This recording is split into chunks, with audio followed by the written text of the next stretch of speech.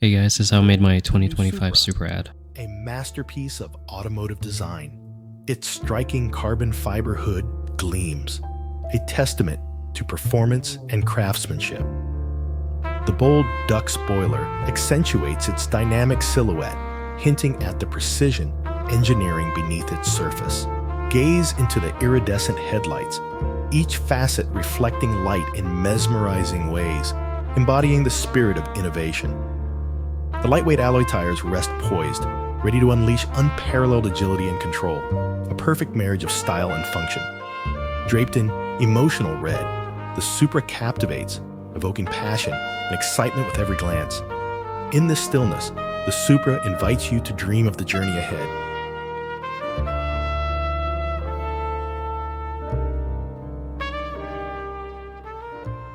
So scrolling on the Toyota channel, rather a lot of videos, but nevertheless, the Supra ad is quite boring.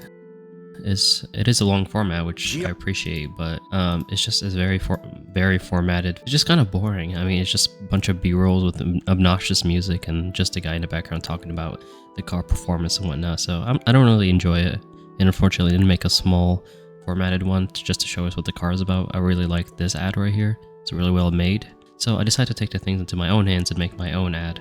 So starting off, this is really simple. It's just a reflective plane floor with just a black background. So most of this comes from the really neat colors that comes from the car. So part of that is making sure your textures are refined and detailed. I mean, there's not much nodes here, but it doesn't matter. It still looks kind of nice with the lighting. So feel free to copy. This is actually the red that's here, and you can change it to whatever color you'd like. I just went with red because I liked it. It's kind of ugly green, but just an idea. If you want to do this, there's a lot of tutorials on how to make car paint and stuff. So I took the same exact paint and I applied it pretty much everywhere, and I kind of just changed the reflectiveness of it so it looks different. There's still a lot of flaws in this scene, like in here, there's a weird polygon reflectiveness. So there's a lot of flaws in this scene, but I still enjoyed making it.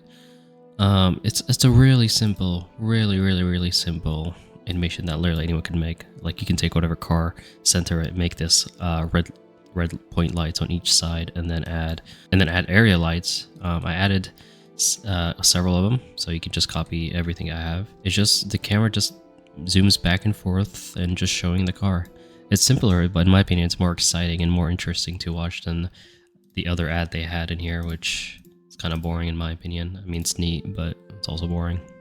It really comes down to the empty object. So all you gotta do is, let's say this is your object, and this is your empty object. I use the cube, and all you gotta do is choose the camera, and then choose your empty object, and Control P, and then Object Cube Transformation, and then after you do that, whatever you do with your empty object, it's just the camera's gonna follow. So this is what happened with the animation. Just here's an example actually on the camera I had open. So if we go in this camera, all right, let's say I want to track this cube so make it look kind of dramatic, and then you could just, you know, play with it, do up and down, do a little sideways. You can just go crazy with it. It's tracked, so it's not going to look too ugly. I put it in a middle, and then I just flipped it around and messed around with the rotation. So as you see that as the animation plays, at the end it just flips over.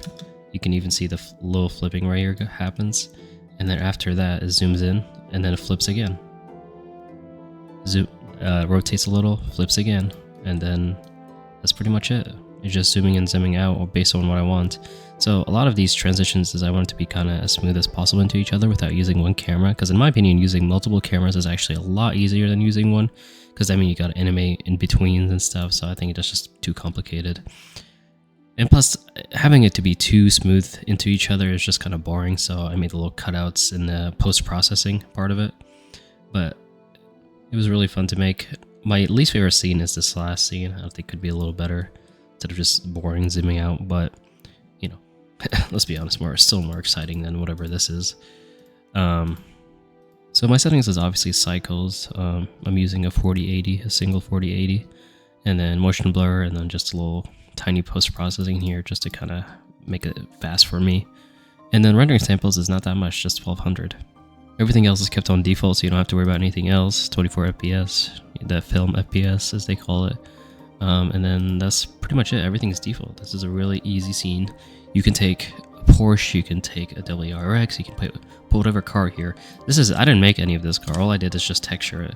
This is actually made by Thelightening on Sketchfab. I don't know if he's the original creator, but I really like the model he had on there. So also another flaw is like you can actually see what's happening in the, you can see that the lighting is generally just barely above the car, so it just looks like right here, it looks like an artifact. It just doesn't look like it's coming from all the way above, it just looks like it's floating. None of my videos get any attention, so if this gets a lot of attention, I might just make a full-on video on how to make this from scratch using a different car. So, and yeah, that's it. Thank you for watching.